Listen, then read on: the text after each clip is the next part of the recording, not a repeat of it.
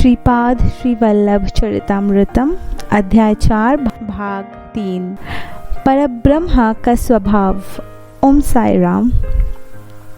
अनगह लक्ष्मी जो 3 शक्तियों महाकाली, महालक्ष्मी और महासरस्वती का संयुक्त रूप है, वो मेरा ही शक्ति का रूप है। वो मेरे शरीर के बाएं आधे हिस्से में है और मेरे शरीर के दाहिने आधे भाग में मेरा त्रिमूर्ति रूप है, जो तीनों गुणों का संयुक्त रूप है। यह सारी सृष्टि मेरे भीतर विद्यमान है। निर्माण, संरक्षण, सम्मेलन और अनुग्रह, ये सब अनावरत चलता रहता है। प्रत्येक कण अक्षरों का ठोस रूप है। सभी अक्षरों में कंपन है और ये सभी मंत्र है। ध्वनि का यह रूप जिसमें कंपन है, महासरस्वती का रूप है। शक्ति महालक्ष्मी का रूप है, उसमें निहित शक्ति महाकाली का रूप है। अगर मैं अभी शक्ति हूँ तो मैं अगले ही क्षण शक्ति बनूंगा। जगत माता अनंत करुणा का प्रतीक है और जगत पिता सख्त ईश्वरीय न्याय का प्रतीक है। मेरा पितृ रूप कर्मों के अपार परिणामों का तय करता है और ताकत से लागू कराता है। जिन भक्तों ने मेरे शरण ली है उन पर मेरा ममताई रूप करुणा और दया दिखेगा। बच्चा अगर कोई बड़ी गलती कर भी देता है तो माँ इसे बहुत छोटी गलती मान लेते हैं, और अगर छोटा सा भी शुभ कार्य किया तो माँ बदले में बड़ा फल देती है। मैं सारी सृष्टि का पिता, माता और गुरु हूँ। मैंने आपके मन में चल रहे संदेह को दूर करने का फैसला किया है। तुम्हें शंका है कि वासवी मेरी बहन कैसी बन गई। पहले जब मेरा जन्म अत्रि और अनुसया से हुआ था, तब अनुसया मुझे झूले में झूल रही थी। उसने सोचा सभी केवल पुरुष बच्चे हैं। दत्ता के सुंदर गुणों के साथ एक भी बालिका का जन्म नहीं हुआ था, क्योंकि यह एक महान पतिव्रता स्त्री थी और उसकी इच्छा बहुत तीव्र थी। यह तुरंत ही साकार हो गई। जब झूला एक तरफ चला गया तो दत्ता का रूप दिखाई दिया, और जब झूला वापस लौटा तो उसे वासवी का रूप दिखाई दिया।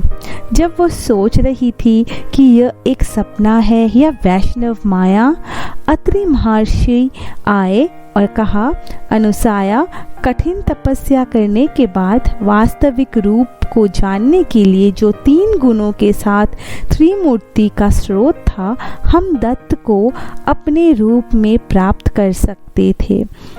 बच्चा, मैंने महसूस किया कि यह गुरु रूप था जो त्रिमूर्ति का स्रोत था। यह वास्तव में भगवान नारायण का रूप है। जब वही रूप स्त्री रूप धारण करता है तो वो कनिका बन जाती है, जो आदि पराशक्ति के अलावा और कुछ नहीं है। ये दोनों सृष्टि के प्रारंभ से ही भाई बहन रहे हैं। ओ, क्या आश्चर्य है। तब ये ध्यान में डूबे हुए थे और उन्होंने मेरे रूप को एकाग्र चेतना के रूप में देखा। उन्होंने ये भी देखा कि यह अंबिका का भी रूप था। यह भी समझ गया कि मेरे द्वारा यह निश्चय किया गया है कि श्रीपाद श्री वल्लभ के रूप में प्रकट होने से पहले मुझे योग माया के रूप में आना चाहिए और वासवी कन्यका का रूप धारण करना चाहिए। अत्रि और अनुसया के अनुरोध पर हमारे रूप अलग हो गए और अंबिका ने मुझे राखी बांधी। ये रूप जो दत्ता के रूप में पैदा हुआ था, कलयुग में एक ही श्रीपाद श्री वल्लभ है।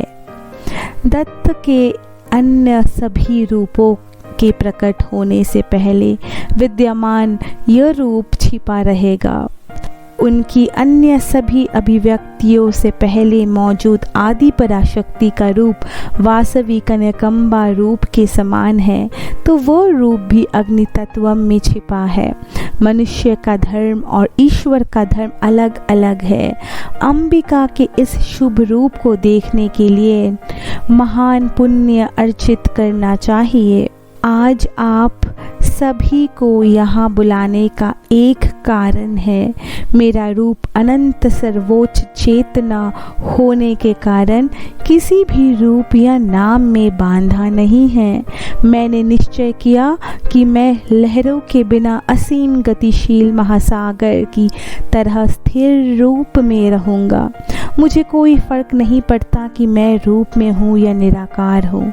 इसीलिए मैंने आज से इस रूप को छिपाने का फैसला किया है। वासवी मुझे अपनी इच्छा और राय बताए। श्रीपाद के रूप को इतनी जल्दी छिपा हुआ देखकर मुझे दुख हुआ। दयनीय शुभ रूप में माँ वासवी ने श्री वल्लभ को प्रार्थना की दृष्टि से देखा और कहा, मेरे परम पूज्य भाई, क्योंकि निराकार या गतिशील जीवंत रूप होने में आपको कोई अंतर नहीं है, कृपया कुछ और समय के लिए इस श्रीपाद श्री वल्लभ रूप में रहे और फिर आप इसे छुपा सकते हैं।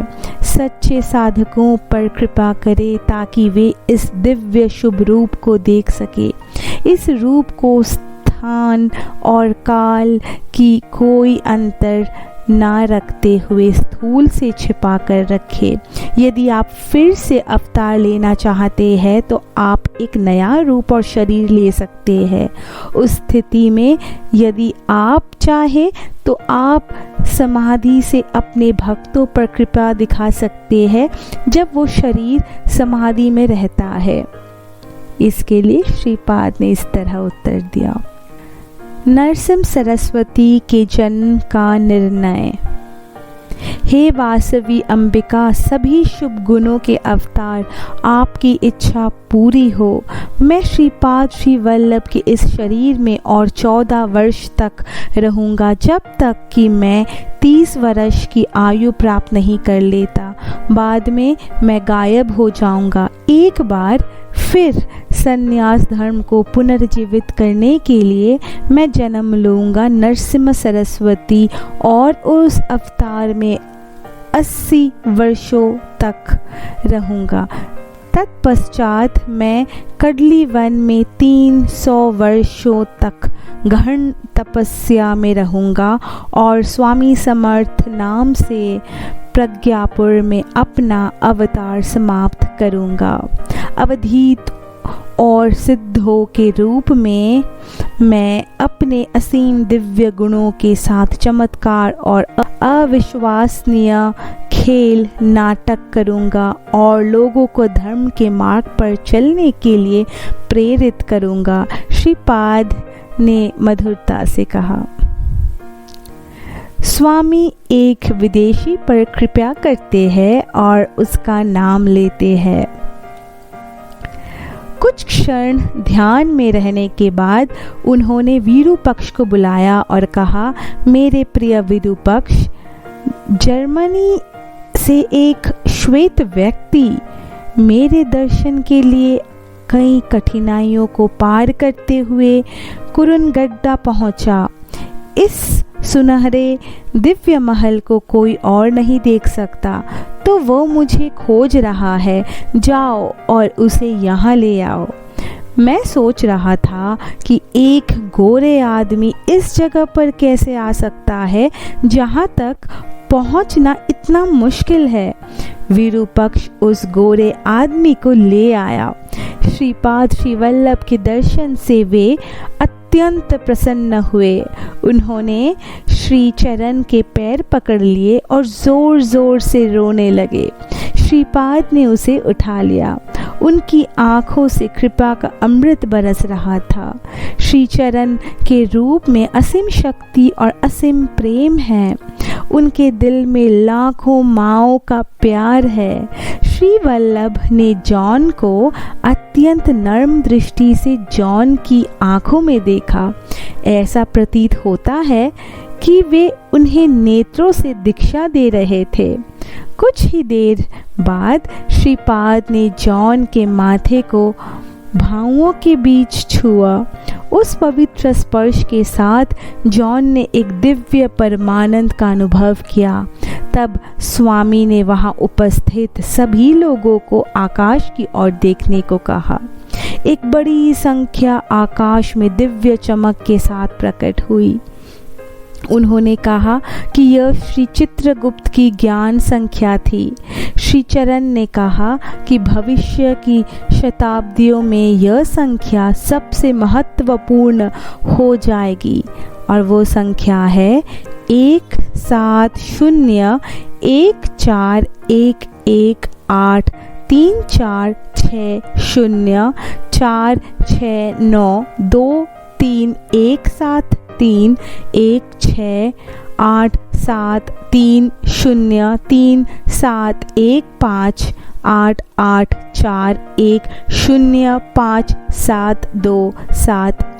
है।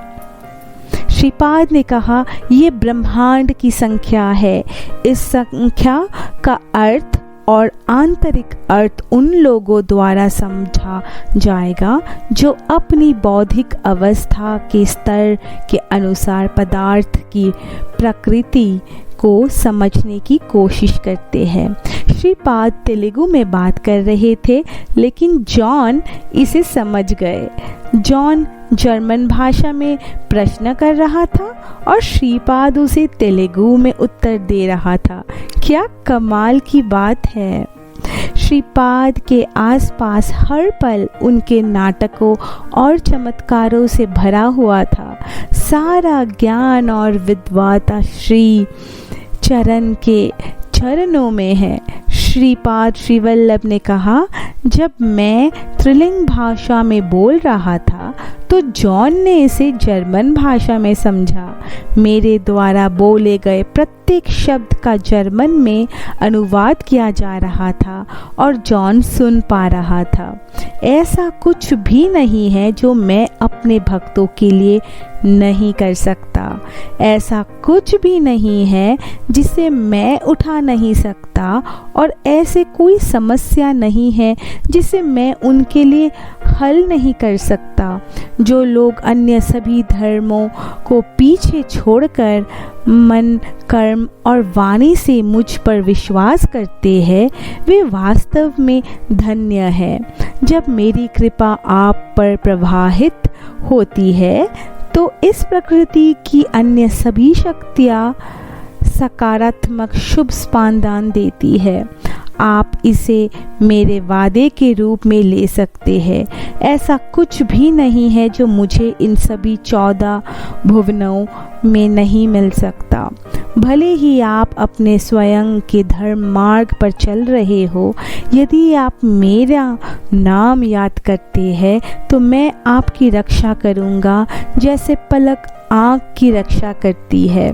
मैं प्रेम का अवतार हूँ, तुम मुझे प्रेम से ही जानोगे। तारा ध्रुव 7 ऋषियों के नक्षत्र के लिए महत्वपूर्ण है। जानिए कैसे ध्रुव को मिला ध्रुव पद्मा।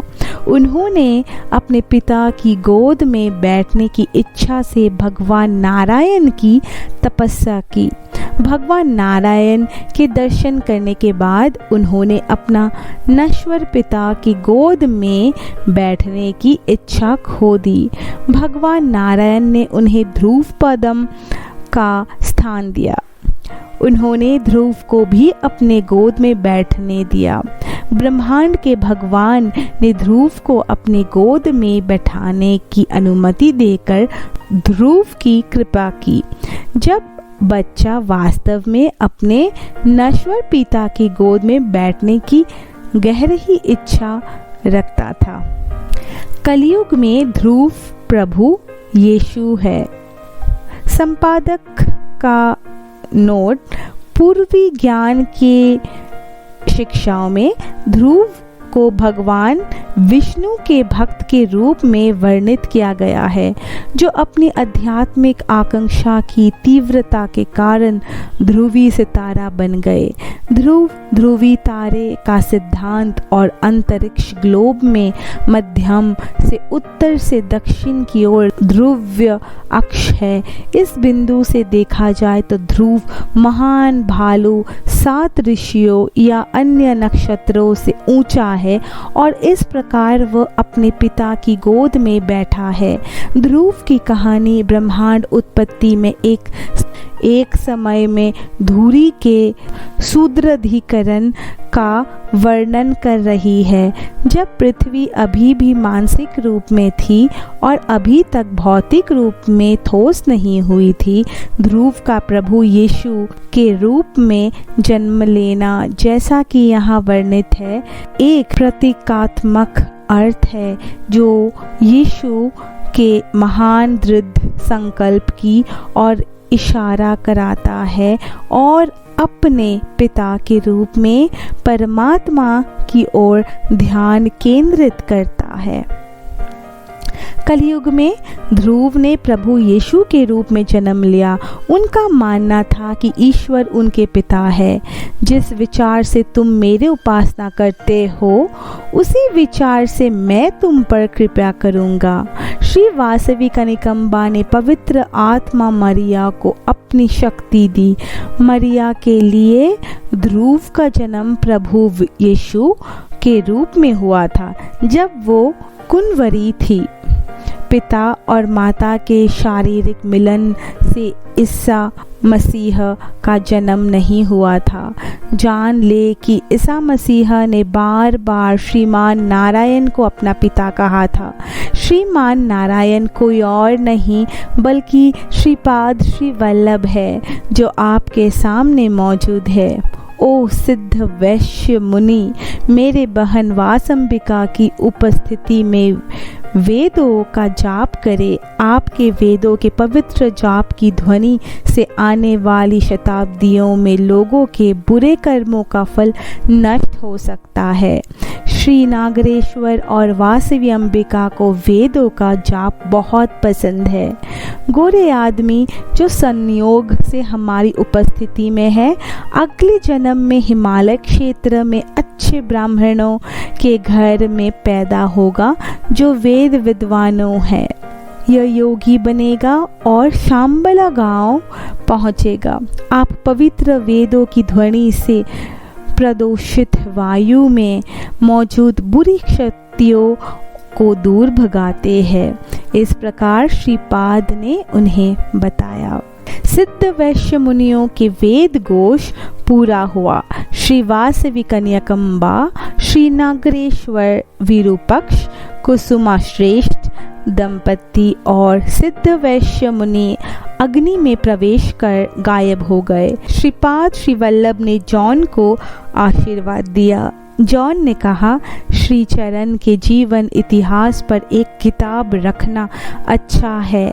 स्वामी ने उत्तर दिया, आने वाली शताब्दियों में आपकी इच्छा के अनुसार श्रीपाद श्री वल्लभ चरितामृतम जर्मन भाषा में भी आएगा। उन्होंने जॉन को आश्वासन दिया और उन्हें भेज दिया। उन्होंने मुझे फिर से स्थूल शरीर में प्रवेश करने का आदेश दिया। इतना कहकर वे प्रयाग में जल संगम में स्नान करने चले गए। वो गायब हो गया। मेरे प्यारे, आज यानी शुक्रवार 25 मई 1336 एक पवित्र दिन है। शंकर, मुझे ध्यान में अपना अनुभव बताओ। शिरडी साई बाबा के प्रकटीकरण की विशेषता। मैंने कहा, ओ परम आदरणीय श्री पलनी स्वामी, जब मैं ध्यान कर रहा था तो मैंने एक मुसलमान को के वेश में देखा। वो अक्सर अल्लाह मालिक की आवाज़ निकलता था। यह एक नीम के पेड़ के नीचे बैठा रहता था। उसकी उम्र करीब 16 वर्ष रही होगी। उन्होंने अपने दर्शन के लिए आए एक बूढ़ी व्यक्ति से कहा कि मैं एक नानकपंथी मुसलमान हूँ। एक अलग व्यक्ति से उन्होंने कहा, मैं भरद्वाज वंश में पैदा हुआ एक अच्छा ब्राह्मण हूँ। उन्होंने एक अन्य व्यक्ति से कहा, यह मेरा गुरु है और जो लोग गुरुवार और शुक्रवार को यहाँ पूजा करते हैं उन्हें सौभाग्य मिलेगा। श्री पलनी स्वामी, मेरे पूरे ध्यान के दौरान मुझे उस युवा सन्यासी की ही दर्शन हुई। मुझे श्रीपाद श्री वल्लभ के दर्शन नहीं मिले। कुछ लोग आए और नीम के पेड़ के नीचे उस जगह पर खुदाई शुरू कर दी जहाँ वो युवा सन्यासी बैठा था। अंदर एक छोटी सी गुफा थी। उसके भीतर चारों ओर 4 दीपक तीव्रता से चमक रहे थे। कुछ समय बाद वह युवा सन्यासी यहाँ आया, गुफा के द्वार को फिर से बंद कर दिया और कहा, ये मेरा गुरुस्थान है, किसी को भी इसे नहीं खोलना चाहिए। श्री पलनी स्वामी, मुझे ध्यान में इस प्रकार के दर्शन देने में श्रीपाद श्री वल्लभ की इच्छा समझ में नहीं आई। हम अगला एपिसोड यहाँ से शुरू करेंगे। ओम साई राम।